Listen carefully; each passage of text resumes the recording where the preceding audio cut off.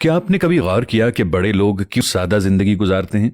Doctor नजीर साहब 1960 में government college Lahore के दबंग प्रिंसिपल थे। उनके पास सिर्फ 2 सूट थे, एक लॉन्ड्री में होता और दूसरा वो पहन लेते। स्लीपिंग सूट वो बाथरूम में लटकाए रखते। जूता वो 4-5 साल के लिए खरीदते। खराब हो जाते तो इसकी मरम्मत करा लेते, ज्यादा खराब हो जाए तो मजबूरी में नया खरीद लेते, और जब तक वो मुकम्मल तौर पर खराब नहीं होता था उसका इस्तेमाल भी जारी रखते। ये 1960 की दहाई में गवर्नमेंट कॉलेज के प्रिंसिपल और मुल्क के बड़े दानिश्वर का लाइफस्टाइल था। और वो ऐसे प्रिंसिपल थे जो सदर अयूब खान को भी इम्तिहान के दिनों में कैंपस आने की इजाजत नहीं देते थे। उन्होंने गवर्नमेंट कॉलेज की 3 अतराफ की सड़कों पर हॉर्न बजाने पर पाबंदी लगाई और ये पाबंदी 30 साल तक कायम रही। लेकिन आप इस शख्स की सादगी देखिए, उसके कमरे में वार्डरोब नहीं थी। अब सवाल यह है कि क्या डॉक्टर साहिब सादगी के सिलसिले के वाहिद मुजद्दिद थे? जी नहीं। दुनिया का हर बड़ा इंसान और बड़ा मुआशरा डॉक्टर साहिब की तरह सादा होता है। क्यों? क्योंकि सादगी जहानत का आखिरी दर्जा होता है। इंसानी जहानत के 5 दर्जे होते हैं। पहले दर्जे के इंसानों को स्मार्ट कहा जाता है। दूसरे दर्जे में ज़हीन लोग आते हैं, ये इंटेलिजेंट होते हैं। तीसरे दर्जे में ब्रिलियंट आते हैं। चौथा लेवल जीनियस यानी आइंस्टाइन किस्म के लोगों पर मुश्तमिल होता है, जबकि इंसानी जहानत का आखिरी दर्जा सादगी होता है। यानी सादगी जहानत की पीक होती है। शायद यही वजह है कि दुनिया के तमाम नबी, औलियाए कराम, साइंसदान और बैनुल अक़वामी लीडर सादा थे। ये छोटे कमरों में इंतहाई जरूरत की चीजों के साथ जिंदगी गुजारते रहे। बड़े मुआशरे भी सादा होते हैं। मैं इस सिलसिले में जापान, चीन और जर्मनी की मिसाल दूंगा। ये तीनों दुनिया की बड़ी मईशतें हैं, लेकिन इनके लोग इंतहाई सादा और आजिज हैं। आप उनसे रास्ता भी पूछेंगे तो ये हाथ जोड़कर आपके सामने खड़े हो जाएंगे। छोटे घरों में रहते हैं और कम से कम वसाइल में जिंदगी गुजारते हैं।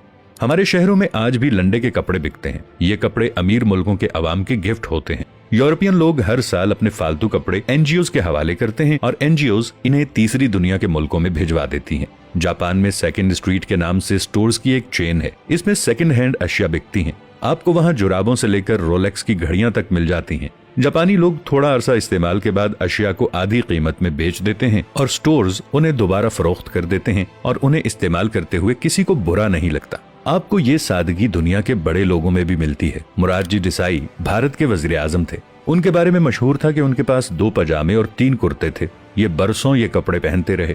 जब वो फट गए तो उनकी बेगम ने कुर्ते काटकर रुमाल बना दिए और देसाई साहिब बाकी जिंदगी वो रुमाल इस्तेमाल करते रहे। एप्पल कंपनी के बानी और मालिक स्टीव जॉब्स ने पूरी जिंदगी जीन्स की सस्ती पैंट और $10 की स्याह शर्ट पहनी।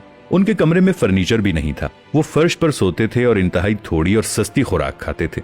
मरने के बाद उनकी वार्डरोब से 3 जूते, 2 पैंट्स और 5 घिसी हुई स्लीवलेस शर्ट्स मिली।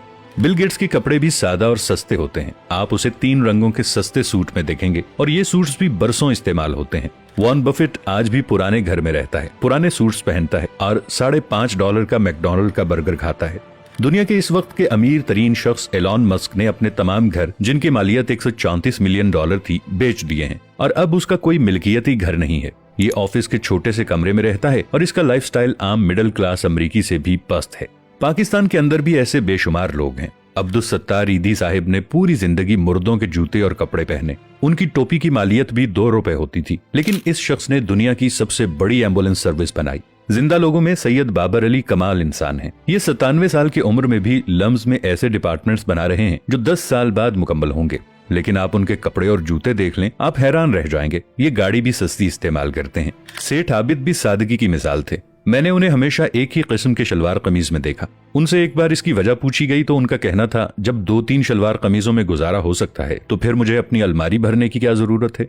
मैं रीड फाउंडेशन के बानी महमूद साहिब से बहुत मुतासिर हूँ। उन्होंने मुल्क में 400 स्कूल्स और कॉलेजेस बनाए हैं। इस वक्त भी उनके स्कूलों में 1.5 लाख तालिब इल्म पढ़ रहे हैं। मगर आप उनकी सादगी देखिए। उन्होंने 30 साल बाद भी वही स्वेटर पहना हुआ था जो उन्होंने पहले स्कूल के इफ्तिताह पर पहना था।